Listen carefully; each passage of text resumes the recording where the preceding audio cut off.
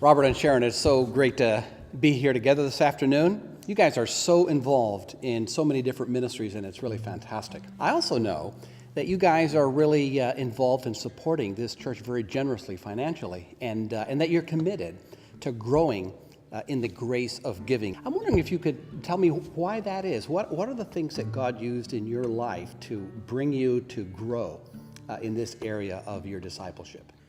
During our lifetime, we never truly tithe, but it's just been a goal to want to tithe. You know, once you make that commitment, you know, personally, to want to be involved in the church, and when we found ourselves wanting to be involved in the church, that also meant giving what we're blessed with.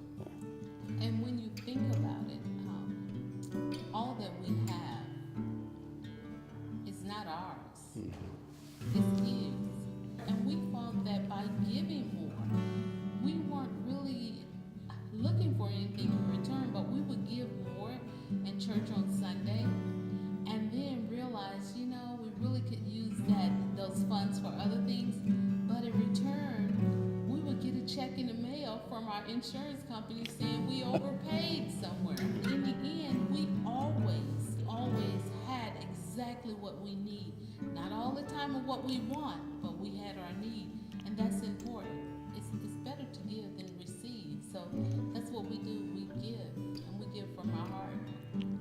We know, right, that there's an impact in the lives of other people when we're generous, but actually there's a lot more that happens than we even realize.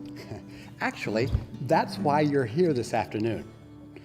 Because your generosity has impacted the lives of people. We have some people who have come, and they're going to share their stories of how their lives have been impacted through your generosity and how it has touched their lives. So you just wait right here, all right? Hi. I'm Rich Henry, and this is my wife, Laura. It's really nice to meet you. Nice to meet you. Nice to meet you. We just want to thank you for your generosity, and by your generosity, being able to facilitate the program that we're involved with, the ministry, Jobs for Life. Because of you and because of what you do to support the program, we have an opportunity to love others. In this program with Jobs for Life, in many cases, these students haven't had anybody to really love them on a consistent basis. And when we meet these folks, at the beginning we're perfect strangers, and by the end of the 8-week class, we don't want it to end. And it's amazing to watch the transformation of the participants. You know, we see them transform in ways that are really, really amazing. We see them not only gain and keep employment, but most importantly, we see a transformation of the heart. Hey guys, don't jump right. I'd like to thank you guys for everything you do here at the church. For instance, I came to Dover in 2010 from drug rehab, and was blessed to be able to go to the Serenity Place, which you guys fund and help us guys spiritually too. I continue to come to church here, and just to meet the people. I come as I am.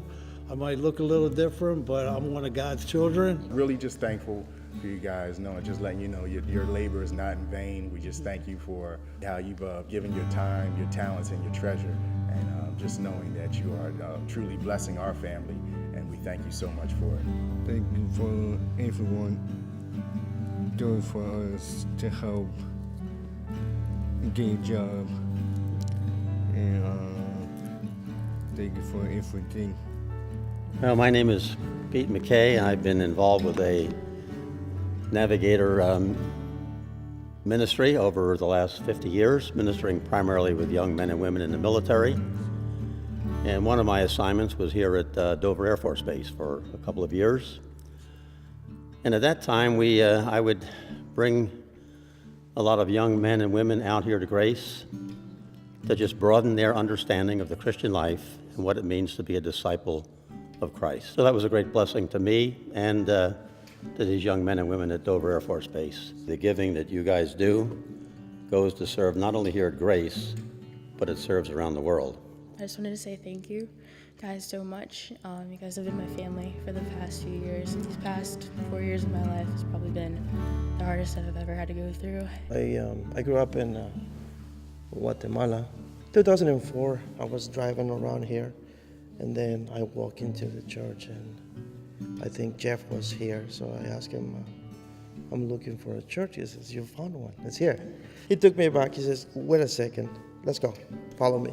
Pastor Jonathan, he saw me, he said, hola, ¿cómo estás? And I was like, and that sealed it for me. Gracias a Dios, bien. Ha impactado mucho en mi vida, porque traigo también a mis bisnietos, y ellos ya dicen que esta es su iglesia, y ellos piden venir a su iglesia.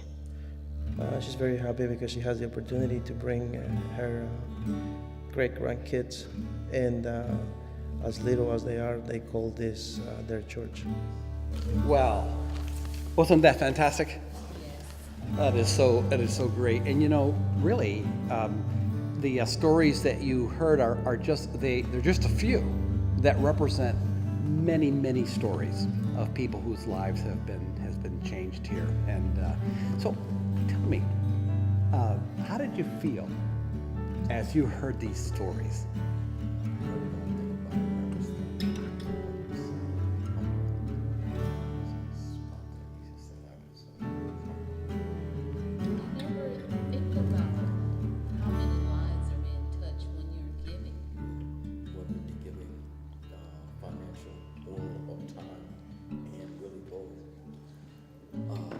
Listening to many of these stories, I remember. It's not one of them that I can honestly say I don't remember, but I remember them well, you know. and it's really humbling. You know, on behalf of these who've told their stories and the many other stories, people that they represent, I want to say thank you to you and to the many people that you represent, who give generously to the work of this church. Thank you so much.